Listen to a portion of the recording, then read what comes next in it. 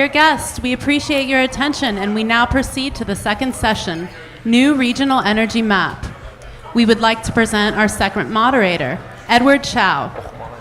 Mr. Chow is a senior fellow with the Energy and National Security Program at Center for Strategic and International Studies. If the folks in the back of the room can get their refreshments and sit down, that would be great. I'm glad for that introduction, Suzanne, because in spite of what your program might say, I am not the new Azeri ambassador to Washington. I checked with Ambassador Suleymanov, who promised me that he will be here for a very long time still, for which we're all very grateful. I would also say that we started a little late, but I was told that this panel is so important that we should take as much time as we want. However, given that we are going to stand in the way of lunch, I'm going to try to manage the time as carefully as possible. It's a bit of an understatement that the world of global energy has gone through a period of flux in the last 2.5 to 3 years. And that has also affected Azerbaijan. While Azerbaijan is shifting the focus of its oil and gas production from what was heavily oil into a new era where gas is taking an increasingly important role. Of course, the fact that the oil price is now far below what it was in first part of 2014 has also affected the robustness of these projects. And so to help us sort all of this out, we're very happy that we have an expert panel of old friends and as well as new friends to this audience who will help us understand Azerbaijan's situation much better. I'm going to ask each of them to make a short opening remark, and then we will see where the conversation goes. I thank very much the Chamber of Commerce for arranging this panel. I also want to thank the Caspian Policy Center for organizing this particular panel and making speakers available. So with that, I think I would start with Vitaly, if I might. There was a very important set of meetings last week in Baku, the interministerial on the Southern Gas Corridor. Maybe you can update us on what happened at that meeting, as well as where things stand in general from your point of view. Thank you very much, Ed, and thank you all. It's a great pleasure to be here, and it's already a tradition for me. The spring comes and I am in the sea. So that's for the third consecutive year. As for the important meeting we had in Baku, it was the third one already. And it becomes traditional that Baku, Azerbaijan, is the center of, let's say, the center of the energy ideas and energy powers, gathering there and discussing what has been done and what should be done in the nearest future. So what has been done?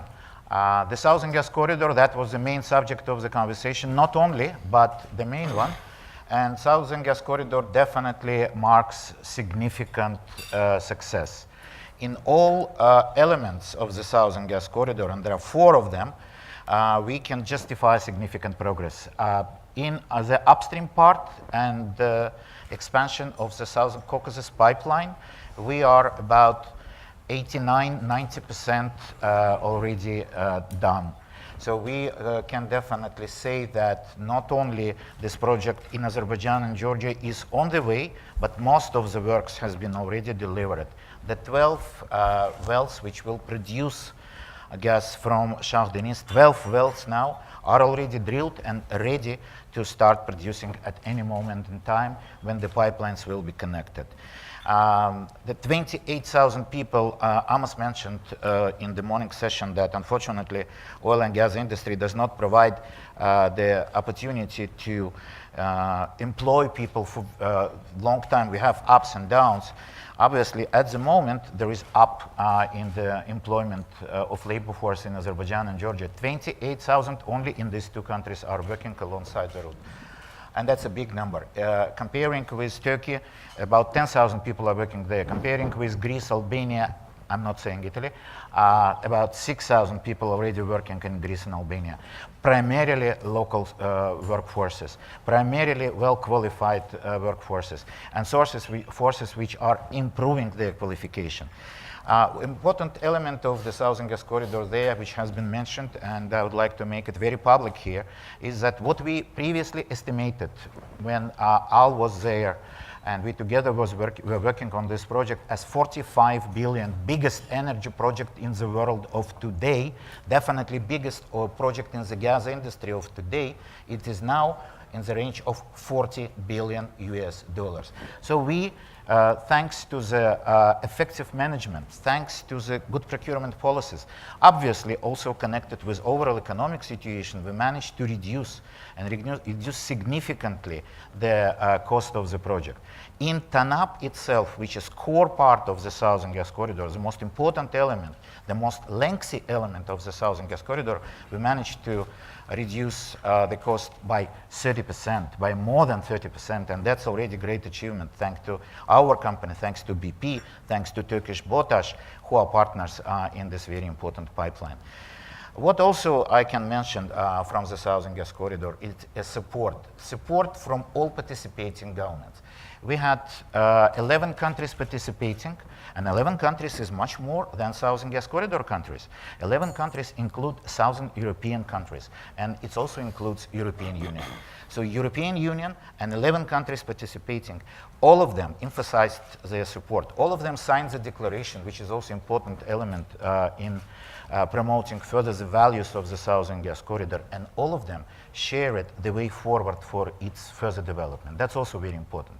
We are now completing the first stage of the development of the Southern Gas Corridor. I would like to use this analogy because we always say stage 1 of Shah Deniz, stage 2 of Shah Deniz.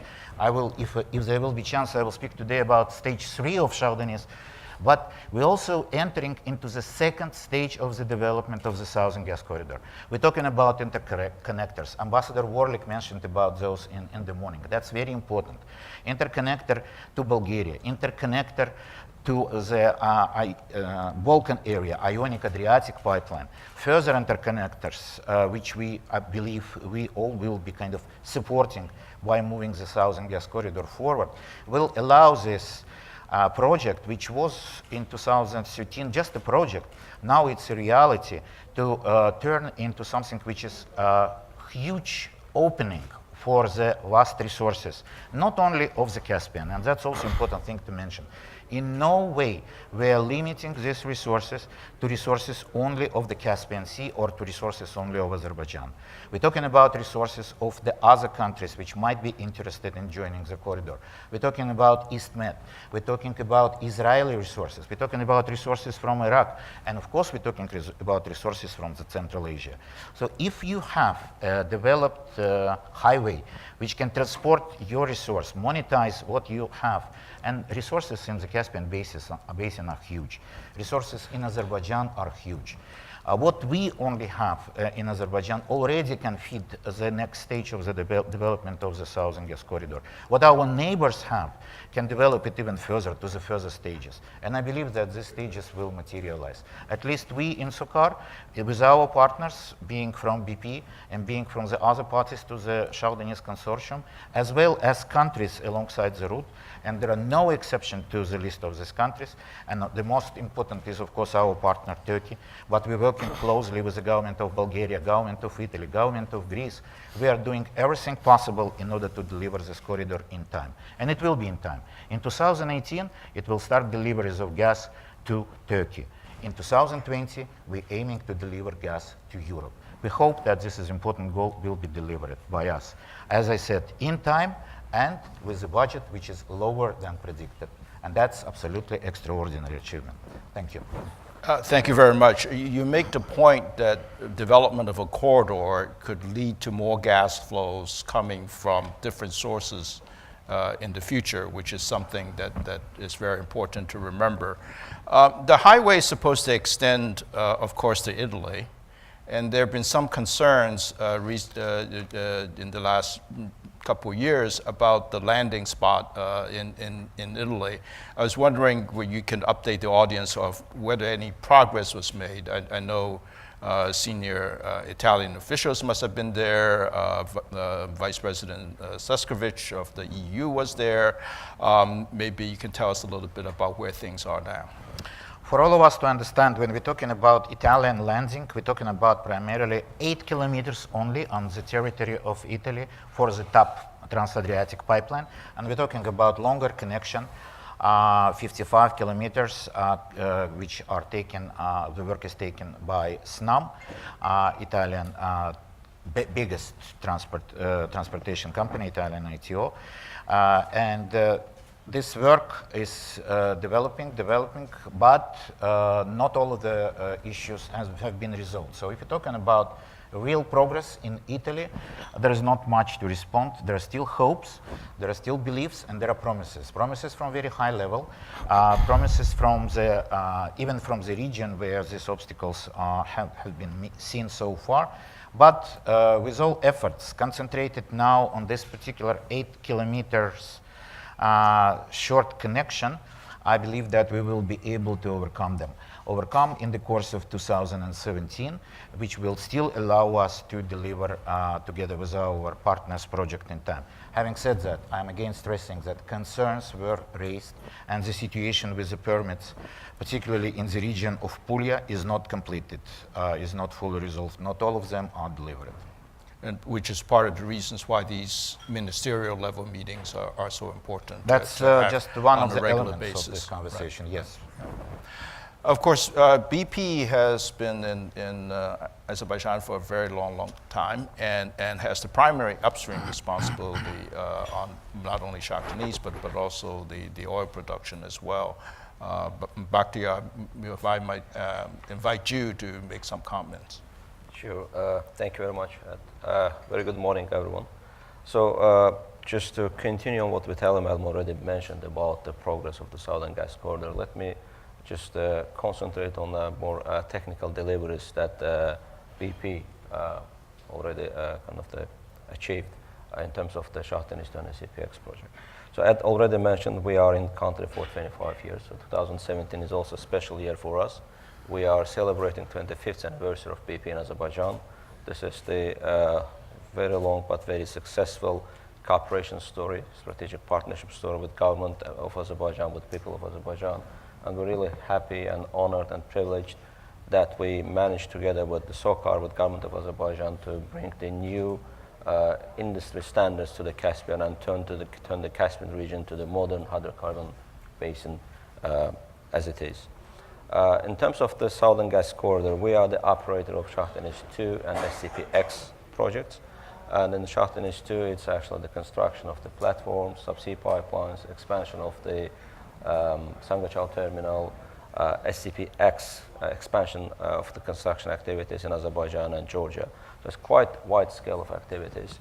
And overall, I have to say that Southern Gas Corridor is actually the biggest project BP has ever implemented, ever was part of it. It's actually quite exciting.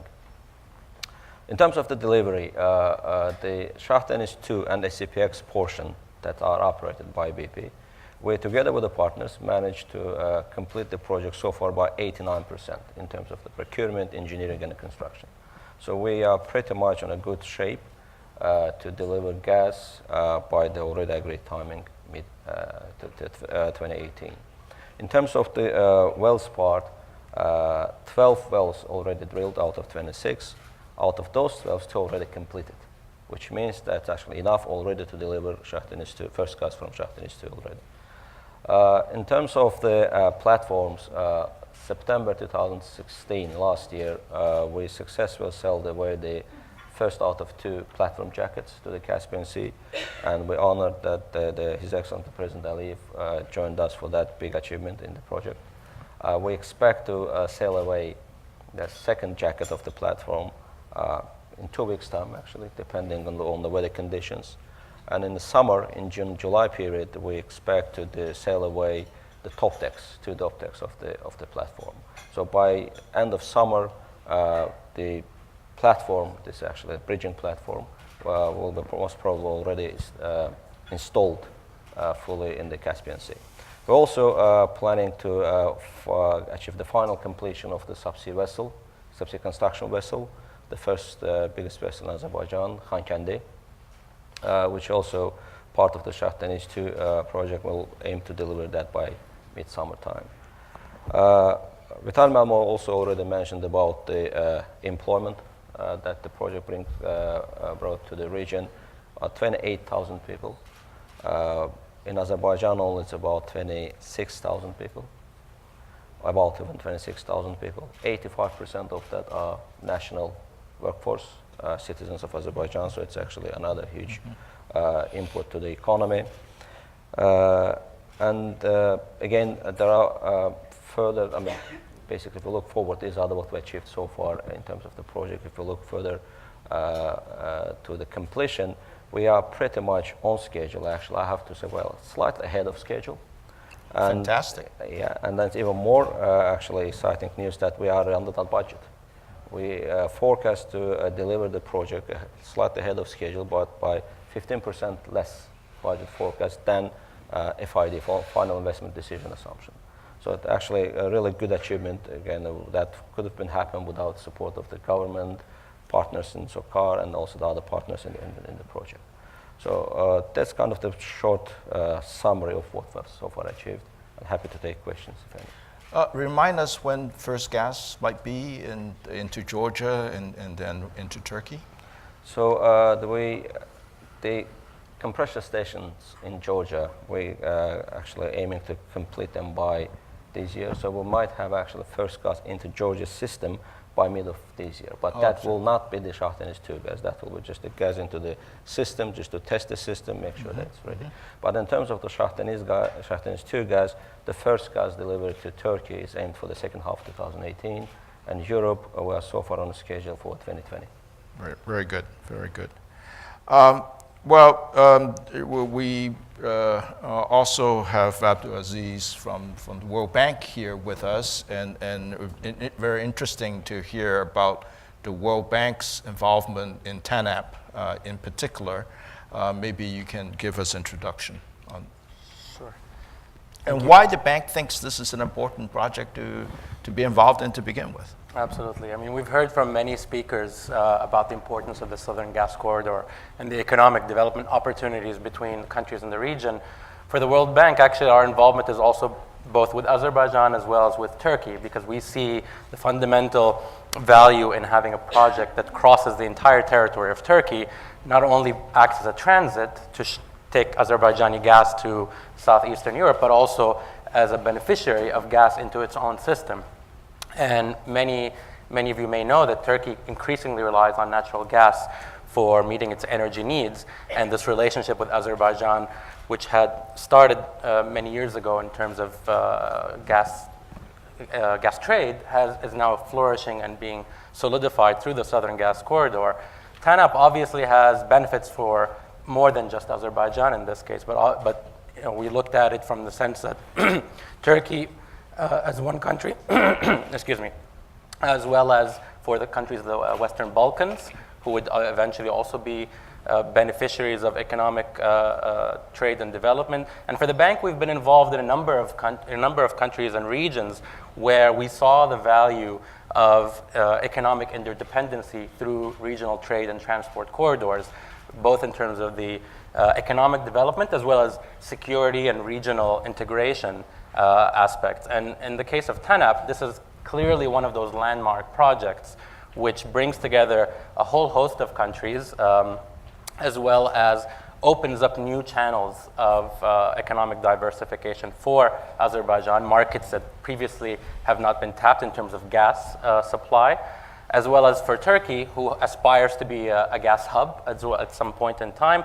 and being able to have that relationship with Azeris as well as with its Western neighbors is crucial Of course, the other angle is for Southeastern Europe in terms of diversifying sources of energy supply. And for them, they're on the other end of the spectrum where they need to also get access to new markets so that they can have commercially oriented agreements. And this is one of the fundamental important aspects of TANAP, that it is based on a solid framework of intergovernmental agreements as well as commercial agreements, not government to government or anything like that, and long-term agreements that provide security both for suppliers and for the purchasers of gas.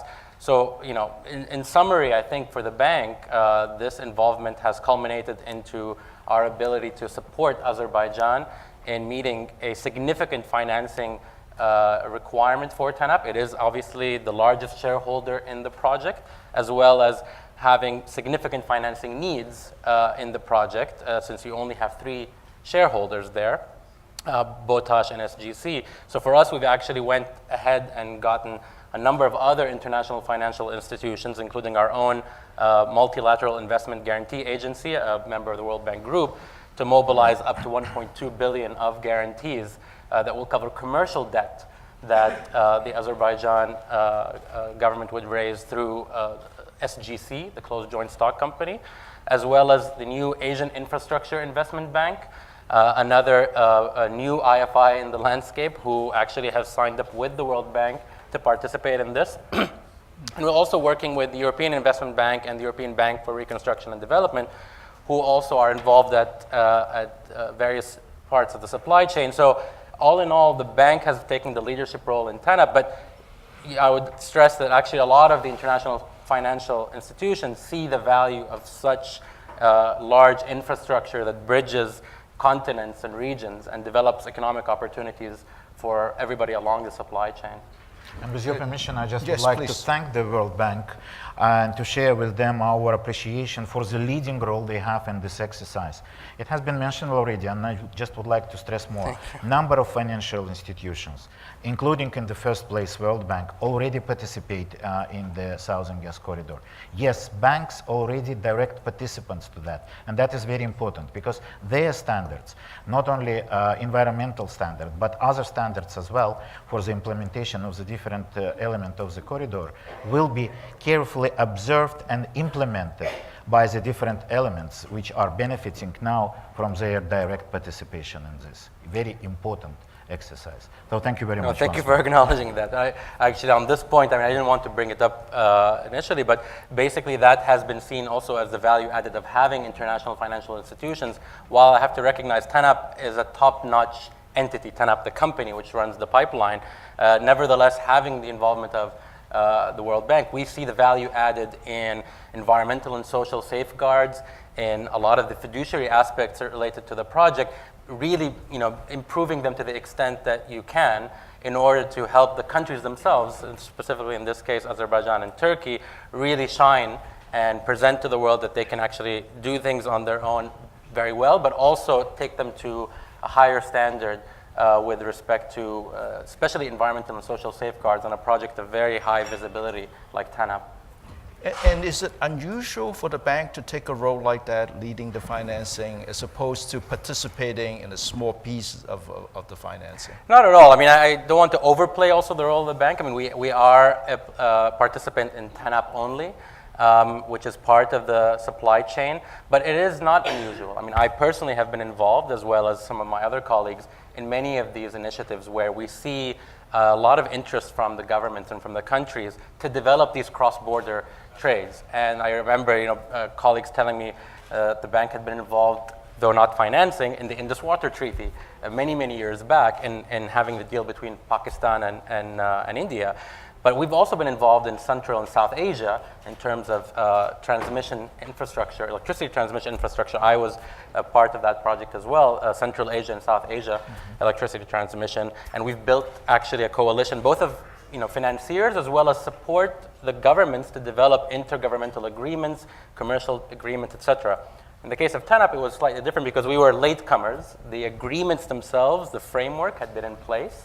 We come in to really help put together the financing package and raise the profile of the project to the extent we can.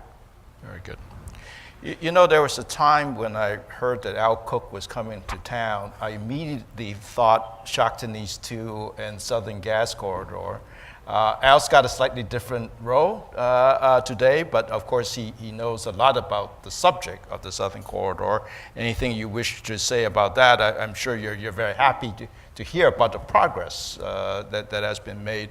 But maybe I can also ask you today as a representative for Statoil, which has also been in Azerbaijan ever since independence, to talk a little bit about your interest in the ACG fields, what the prospect of oil look like going forward, as well as maybe update us a little bit about the discussions on the contract extension of ACG, where there's some understanding reached in principle that will take place. Al. Well, thanks, Ed. And it's a real pleasure to be back here amongst friends, having lived in Azerbaijan for 5 years and also having lived in the United States. It's a real privilege and very special to be here on this panel today. Thank you for that. 25 years, it's a long time. You only need to look at these tweets and look at these tweets on your iPhones to realize the world has changed a lot in 25 years when people wouldn't have even imagined this. But there aren't many countries that have changed as much as Azerbaijan. You only have to go around Baku today and be amazed by the city to realize quite how much it's changed and quite how much the benefits of oil and gas have been key to that change. I first visited Baku back in 2002, 2003, and I literally cannot recognize the places that I saw at that time in the new city, in the new country that has emerged. 25 years ago, it didn't all seem that certain. And I think it's worth noting the bravery of Azerbaijan's leaders at the time as they embarked upon the journey that's been so successful. And I'm very proud that Statoil, together with BP, was there at the very beginning, was there back in 1992, was there back in 1994 when the contract of the century was signed, and was still there in August last year when the 3 billionth barrel of oil came out of the ACG field, and will continue to be there. And it's a remarkable history. I'm very proud that we've been a partner of Azerbaijan and of SOCAR through that journey. And you very generously talked about the Southern Gas Corridor. I'm proud of Statoil's role in that, of our operatorship of the Azerbaijan Gas Supply Company, our commercial operatorship of the South Caucasus Pipeline, our development of the TAP pipeline that will bring gas to Italy in a few years' time. And very pleased that we've handed over the operatorship of AGSC and of SCP to SOCAR. And in a way, that's marked the transition of SOCAR's development as well. And in some ways, Statoil and SOCAR have a lot in common. Two national oil companies that have progressed both technologically and geographically beyond the borders of our home countries to where we are today in partnership. And when we look forward, we can be very, very confident in the next 25 years as well. And that confidence is based on history. And why is it that we can be so confident in Azerbaijan? When I look back, there are three things that really stand out from the point of view of an investor. And Statoil is an investor that's put $6.5 billion into Azerbaijan, so we're very confident indeed. And that makes us the second largest investor in the country, and an investor that would like to continue investing.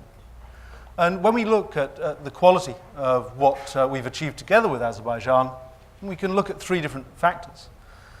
The first is the business stability there. Azerbaijan has remained an incredibly stable environment for business investment through all the political turbulence of the world over the last 25 years, even over the last 25 months. Azerbaijan has remained stable. The second area I'd point to is the promises that have been kept. Azerbaijan signed those contracts back in 1994, and it's kept every promise it made. And that's remarkable. It stands out in this oil and gas world, and it stands out that Azerbaijan has kept those promises through good times and bad times, through the highs of $120 oil to the lows of $27 oil. Azerbaijan has kept those promises. And that gives us great confidence going forward. And there's a third thing I'd point to, and that's to the strength of United States support for Azerbaijan. And we've seen that as investors in ACG and as investors in Shah Deniz. And I'd like to actually extend a thank you to the ambassadors, to the special energy envoys, and to all the others in the United States government. I'd like to extend a thank you from the investors ourselves, from Statoil and our partners, for everything that the United States has done to support the development of BTC, to support the development of the South Caucasus Pipeline, and to support the development of the Southern Gas Corridor. Just back in 2010, President Aliyev memorably said that Azerbaijan has put its signature on the world energy map. I think now we can agree that Azerbaijan is redrawing the world energy map with the oil and gas resources of the country, and the development of Azerbaijan from a landlocked country to an oil and gas exporter that supports Europe and the world. It's a remarkable achievement. It's remarkable as well when you look at the future. And I'm delighted that just before Christmas, in mid-December, we signed the heads of terms for the future development of the ACG field, taking us through not just the next 25 years, but through until 2050. And that's a remarkable achievement and shows the confidence of our companies in doing that. And looking forward, even beyond ACG, we believe in Statoil that Azerbaijan still has remarkable exploration potential. And we're working together with our strategic partner, SOCAR, to look at what that potential can be, to look at the exploration opportunities. And we believe and we hope that there can be a third generation beyond the original ACG, beyond the Southern Gas Corridor, a third generation of exploration-led developments in Azerbaijan that Statoil and others can take part in to be the third stage of Azerbaijan's energy development. Well, when we look forward, we look back to history to gain our confidence. And it's partnerships that we rely on. It's events like this that bring together companies, countries, banks together. And it's those partnerships going forward. And it's those partnerships that give us the confidence when we look at the extension of ACG, when we look at new exploration, when we look at the future of Azerbaijan. We get real confidence from that. And long may it continue. Thank you. Thank you very much, Al. I think that the theme of partnership is a very important one, and one that I heard from all four of you, with SOCAR, with BP, Statoil, and the bank, along with your other international financial institution colleagues. Sometimes when you attend a conference on Azerbaijan, you get the feeling that it's all oil and gas dominated. Which is all right with me, since I'm a recovering oil and gas guy. It's okay, but I think that the theme of partnership, Mr. Ambassador and others, is one that can be extended. The partnership that the oil industry internationally with Azerbaijan and the involvement of the financiers is one that's a model that can be looked at as Azerbaijan diversify its economy. That kind of partnership, the confidence that investors need in order to proceed are lessons that can be learned very, very well. Susan, do we have time for a couple of questions? Anyone? Okay.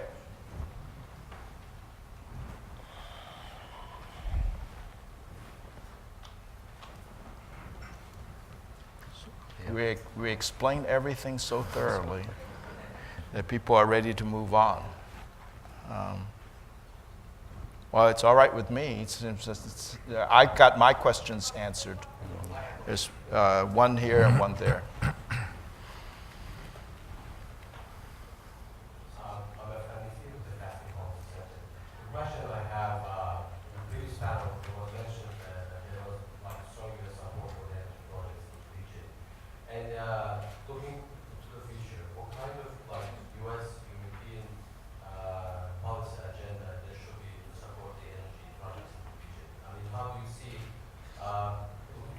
My question is, Pat, there was a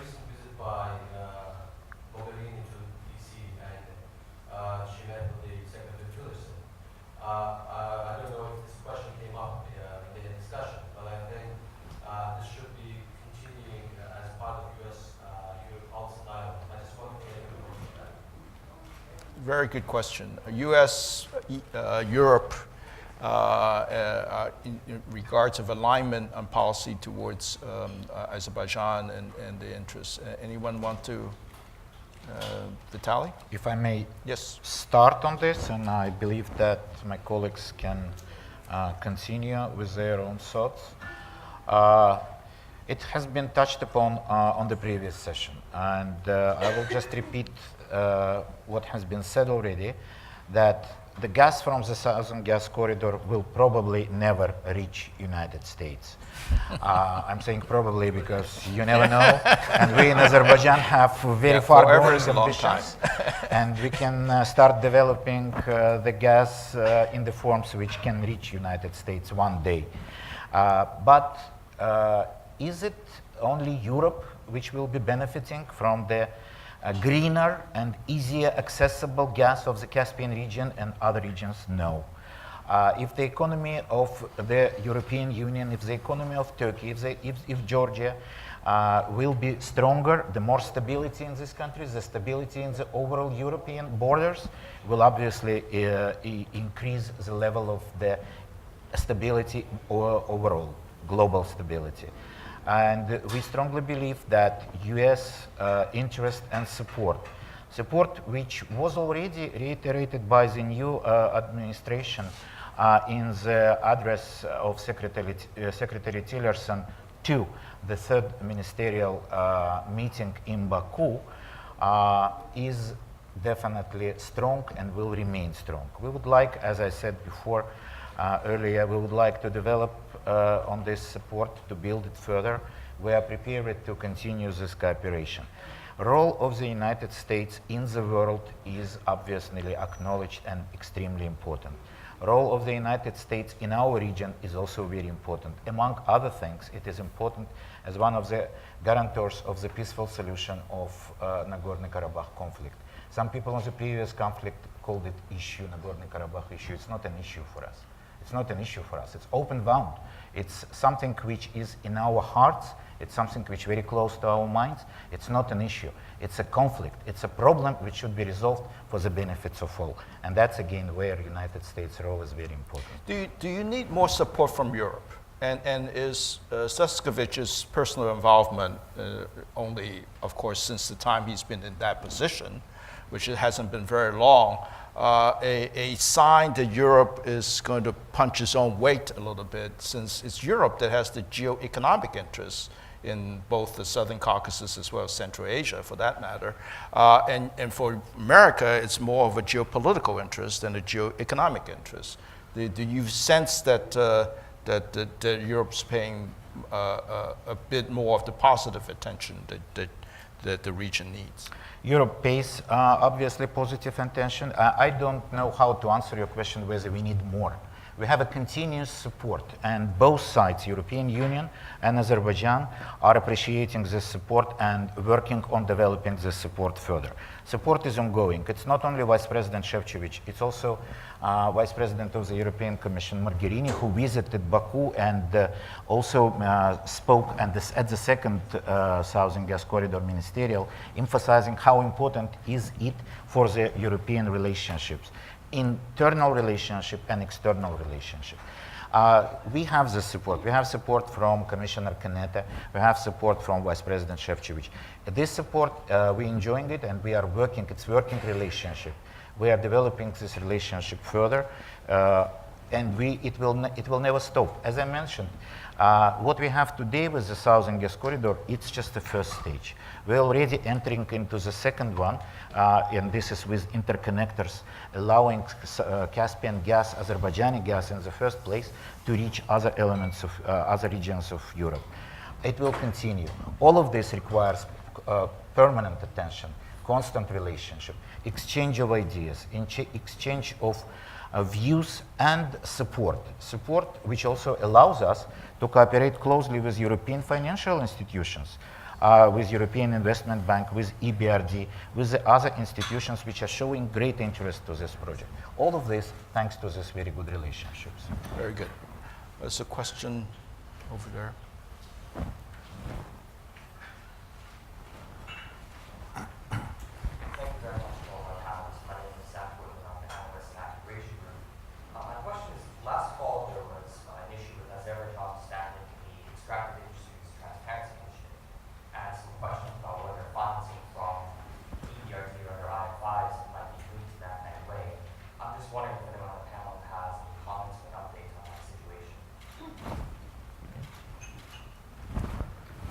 I don't want to preempt the whole panel.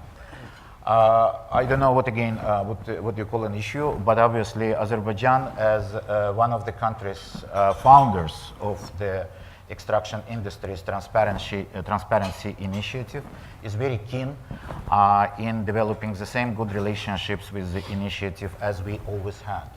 And other countries, whether they are parties to the initiative or not, and companies, whether they are parties to the initiative or not, are having the same goals.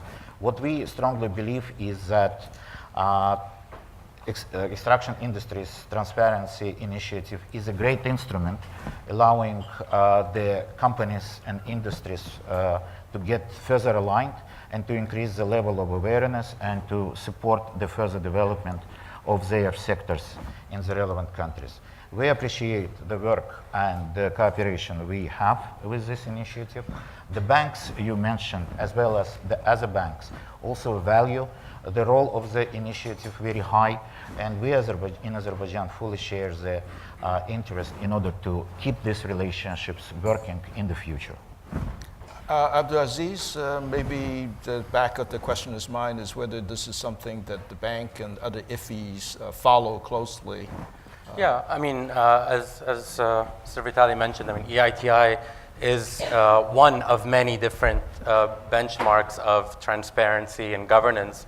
And we have been working very closely with the government of Azerbaijan in general on governance issues, on revenue management, and transparency in the extractive industry. Obviously, we follow the EITI process closely, but at the same time, EITI is not a precondition for investment. We do continue to value our partnership with Azerbaijan and their commitment to both EITI as a process, but also their general commitment to transparency and governance overall, and we continue that partnership with them for years to come. Question.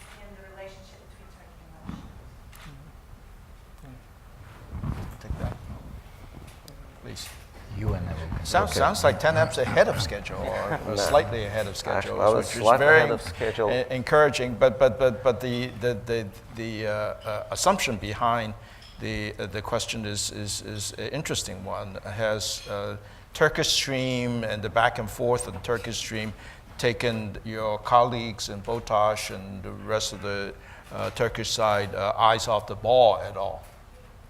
Thanks, Ed.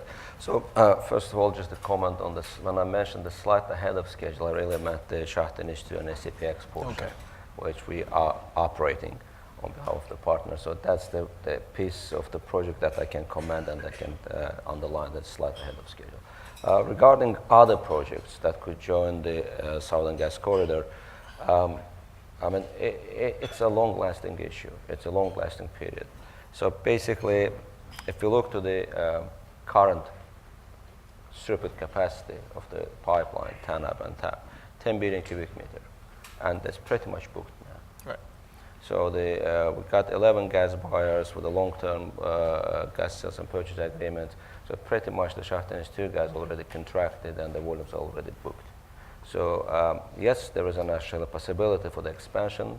The pipeline is scalable, obviously, but that's the scalable up to what point? If we're talking about TANAP from 10 to 20 BCMA, if TAP from 10 to 20, if we're talking about TANAP from 16 to 31 BCMA.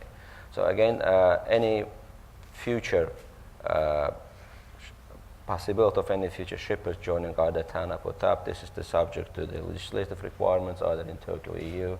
This is subject to the commercial realities, commercial issues, and it's also subject to the preferences and priorities of the host governments. Okay. I think I just got the signal that there are other programs behind us as well as lunch, so please join me in thanking our panelists.